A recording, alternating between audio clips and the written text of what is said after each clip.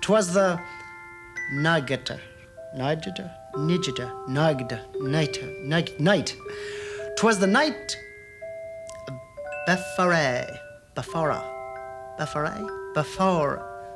before. 'Twas the night before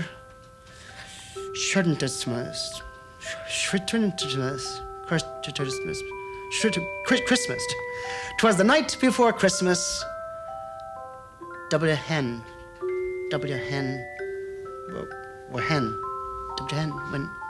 When? 'Twas the night before Christmas when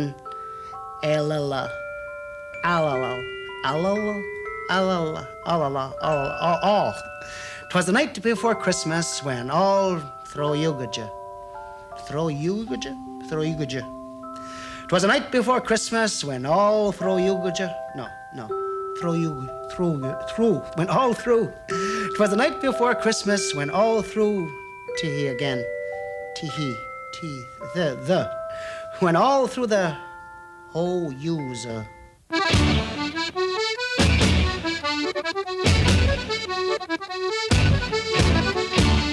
had a Beatles club. We started this club. I played the drums. I was Ringo.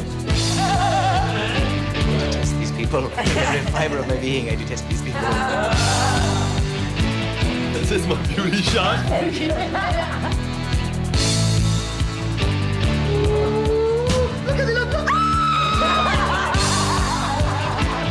Archbishop Skinner, who was the eternal high priest? God or Archbishop Skinner?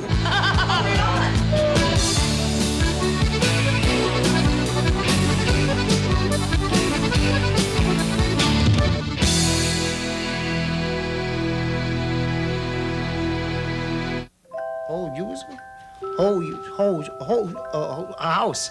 When all through the house.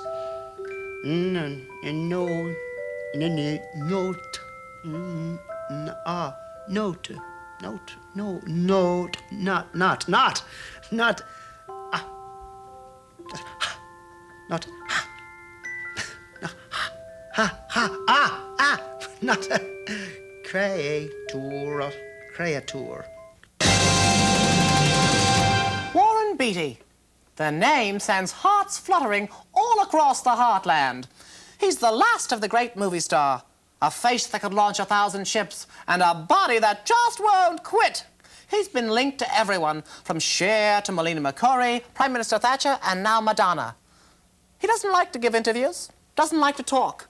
But here, on this Hollywood backlot, Warren spilt his guts when he learned that we would do the interview with or without him. Warren, are you close to your family? The papers say you're not. They say you haven't spoken in years, that you wouldn't cross the street to see each other. Well, that's not... Give it to me straight, Warren. There's a rumor that you weren't acting in your latest film, that someone else stood in for you. Well, that's not possible. If they can put a man on Mars, they can sell tickets to Ishtar. You're considered one of the big power brokers of Hollywood, one of the big names. Your presence is felt everywhere. Look me in the eye and tell me you are actually here right now. I'm here. Why should I believe you? You haven't given me an interview in 15 years, Warren. Why me? Why now? Why here? Why not? It's business. Okay, go on. Make your cheap cracks. But one of these days, Daddy will come home and demand a recount. And then where will you be, little boy?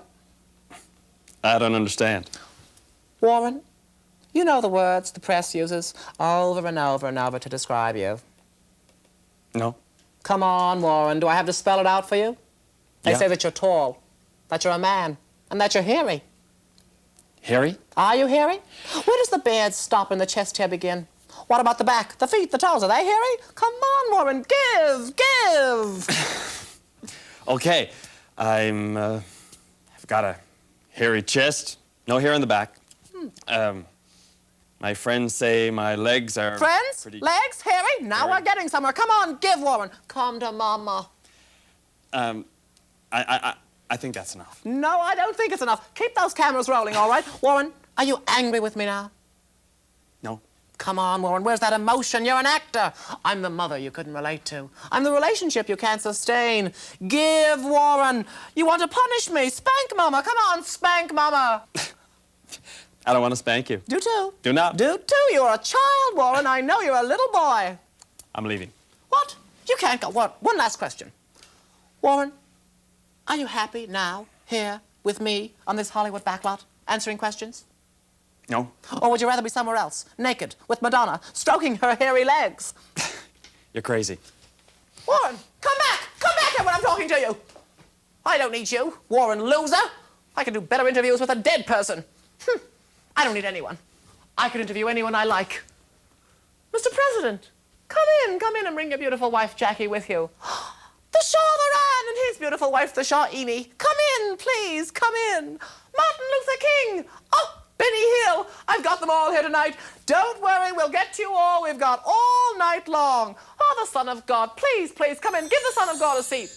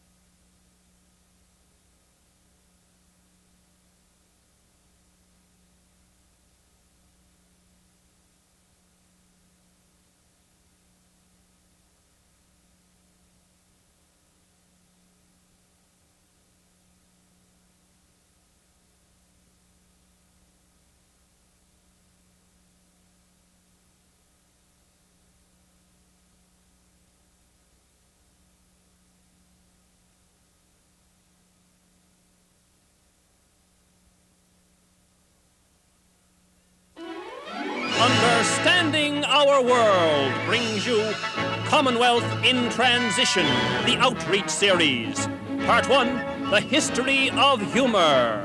This week, The Science of Comedy. Special edition, The Comedy Labs of Germany.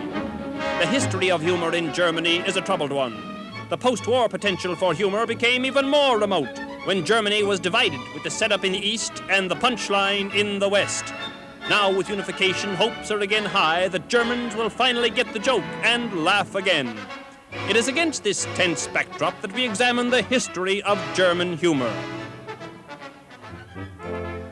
Although Germany boasts no full-time humorists or comedians, Germans have long enjoyed humor as a hobby. Germans take their hobbies seriously, and with the latest scientific studies proving the value of humor to mental health, Germans by the thousands have taken up humor as a part-time escape. Each year, thousands of amateur humorists gathered in Stuttgart for the Deutsche Studentjokengruppen, or German Amateur Humorists Convention.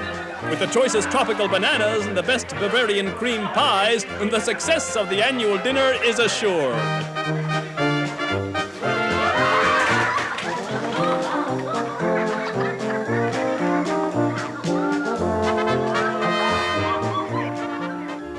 And there's also no lack of enthusiastic volunteers for the many humor displays and experiments conducted at the fair.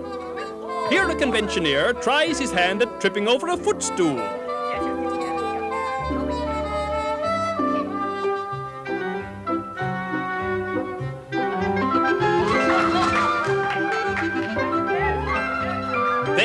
larger footstools are brought in to see if the laughs get bigger with the size of the stool. Apparently they do. But we're not finished yet.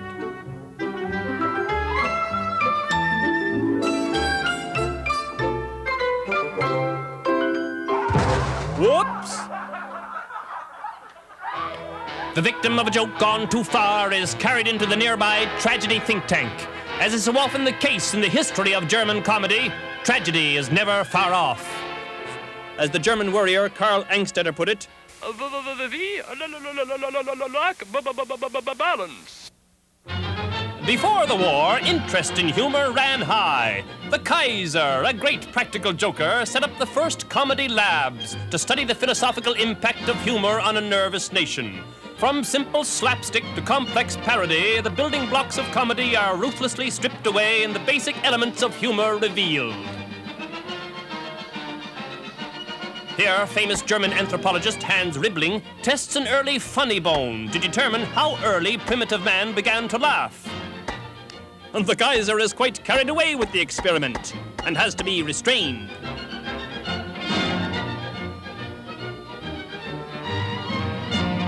He is interested in every detail of the operation and becomes quite involved with the labs.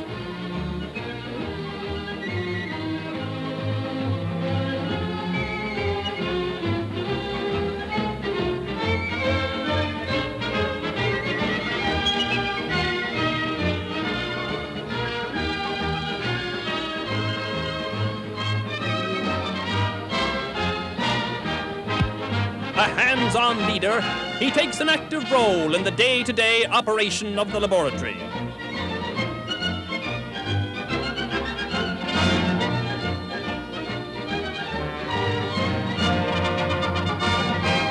But an increasing number of Germans weren't laughing, and funds for the comedy laboratories were reduced sharply by a new leader who more and more often failed to get the joke.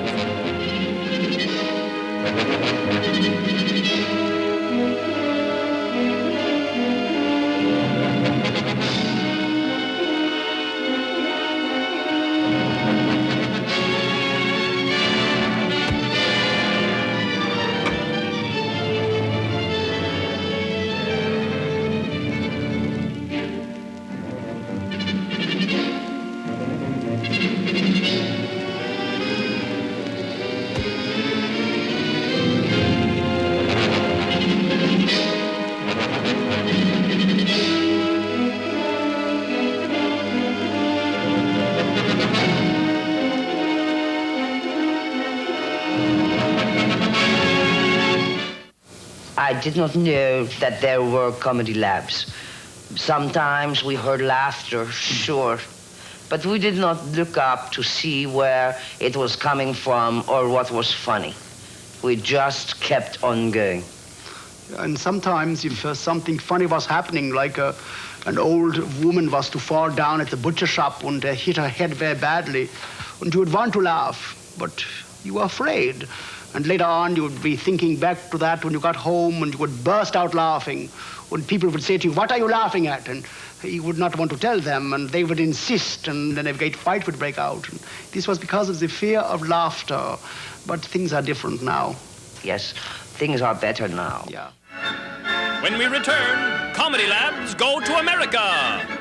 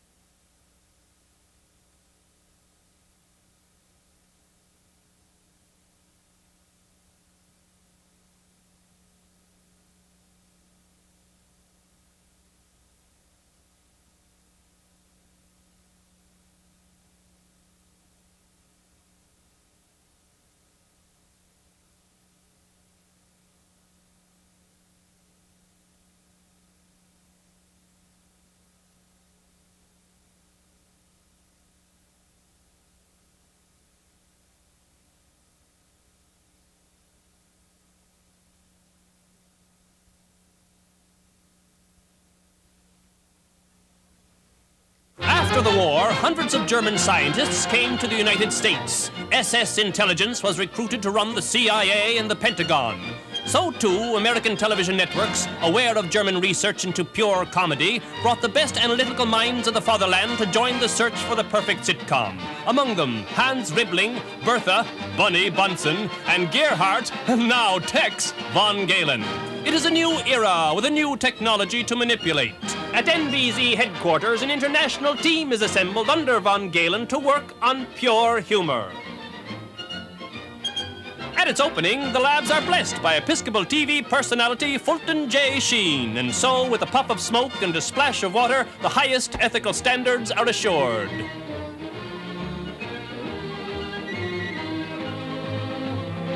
With American money and German efficiency, new heights of specialization are achieved. Pure style is studied without content. Here, the script is of no importance. A telephone book will do. It's all in the delivery. O'Mara John! O'Mara friend! Similarly, pure words are separated from people like yolks from an egg. Under strict sterile conditions, pure words are separated from their context, isolated and cultured to yield up their secrets. The quest for the very roots of words brings these dedicated researchers beyond silent letters into the murky netherworld of hidden letters. People are aware of the hidden or invisible letters in words, usually D's and Y's. Now, these hidden or repressed letters show up as herniated words or words that have been punctured and ballooned.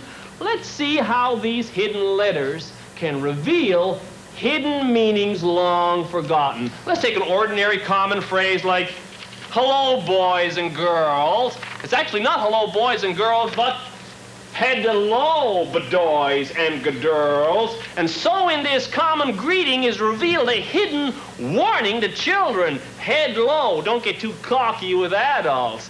Boys and girls is still a little tricky. Let's dig a little deeper. On the literal spectrograph here, we can see the long-lost genetic roots and seeds of the words. So, hello, boys and girls is not a greeting at all, but a dirty naval joke. Headley's ho, bed ahoy, hand, word lost, gird your loins. You see, so much for an innocent phrase like hello, boys and girls. Okay, let's move on to goodbye, mom. Pure comedy is serious work, but let's drop into juxtaposition to enjoy some of its practical applications. Here, the head of silly things happening to serious people confers with the head of machines gone out of control.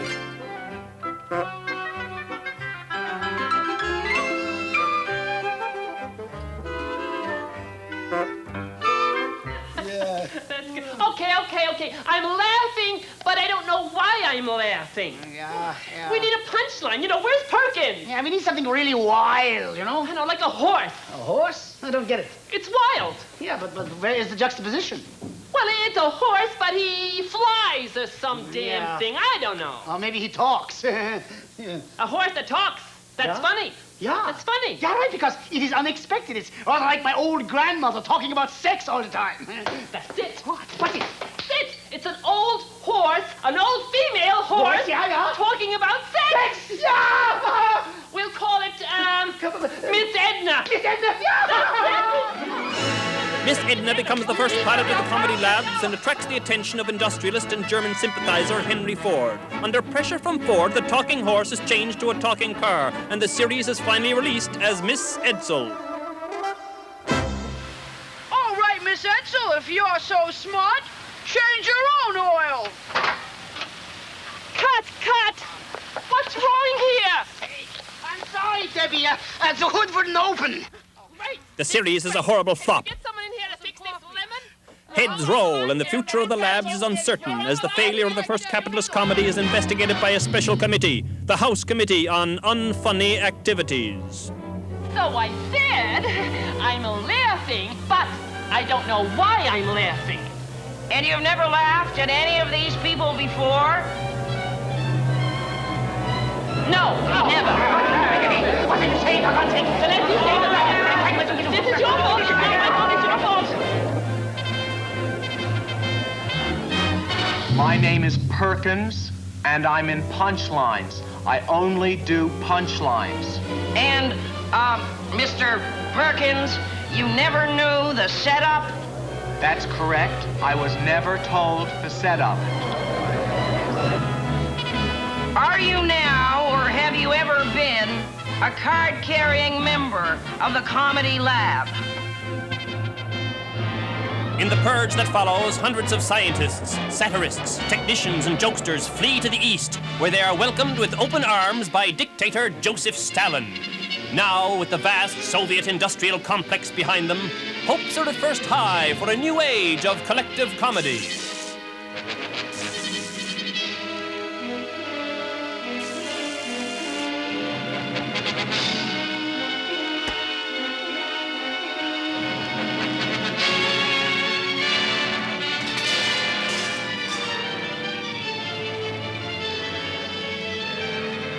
But mistakes in central planning and the insane whims of the dictator leads to bizarre results. The massive production of billions of hand buzzers.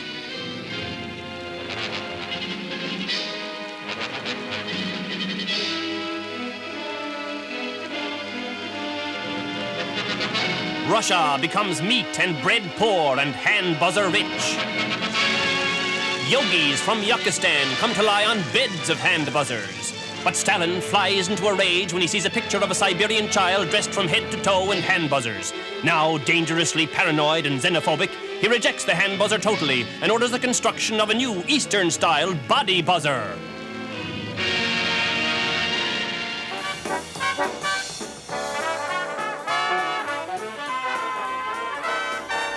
At a specially convened dance in his secret dacha outside Moscow, Stalin reveals his ultimate joke.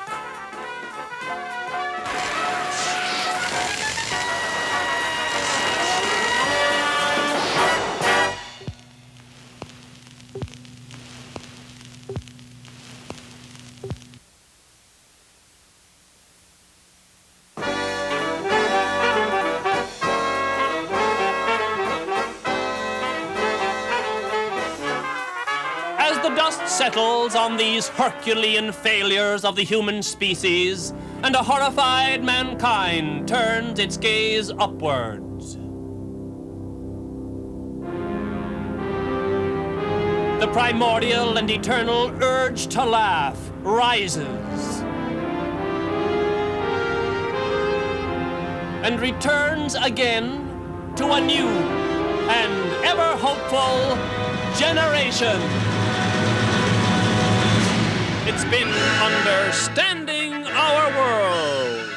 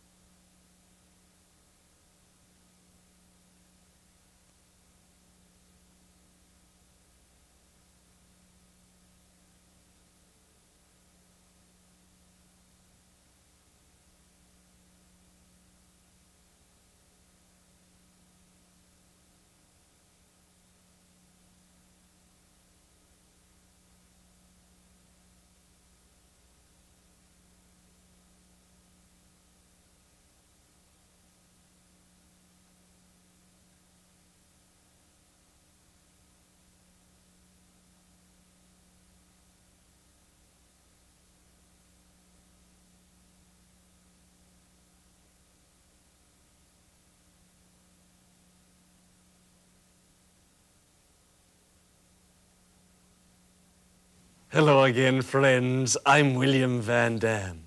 Last time we met, we talked about blood sacrifice and humor in the Bible, didn't we? Be watching for Wit is Written, coming up on CODCO. Imagine, friends, Adam and Eve, you and I, out of nothing. No wonder we feel the odd twinge of existential anxiety.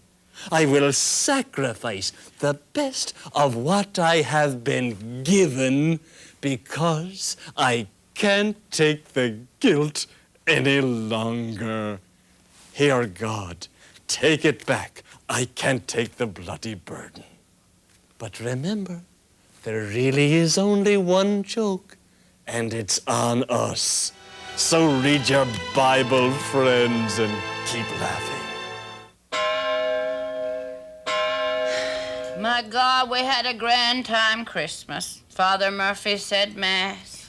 Well, Mom had a bit of a hard time getting up the steps to the church, you know. Yes, sir, poor Aggie Fleming fell. And then she's up to St. Clair's now. I said to Mom, sure she could sue the church for that. Yeah. It was a cold day Christmas morning. We never had no snow. We had a kind of a black frozen ice. Well, we had snow on Tuesday. That was Boxing Day. Yeah. Oh, we had lovely dinner. Bob and Sheila and all theirs were up. Ma, it was lovely. Mom had a bit of a problem with her stomach, so she took a few Tums then. Yeah, I said to herself, I said, oh, my Brenda, 'tis my last Christmas. Suppose now it makes it till next Christmas. I doubt if I'll be sitting at the table. So I said to Mom, I said, go away, Mom. Sure, you'll outlive us all. Oh, my God, help me. So it was a good Christmas.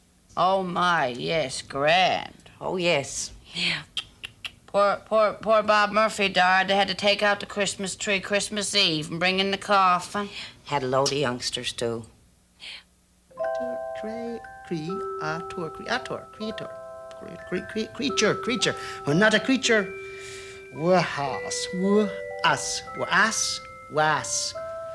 Creature was. 'Twas the night before Christmas when all through the house not a creature was. Strinning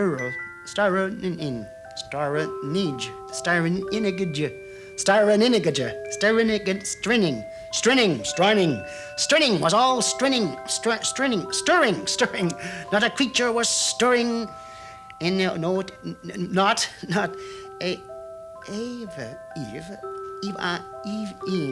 even, not even, Mo user.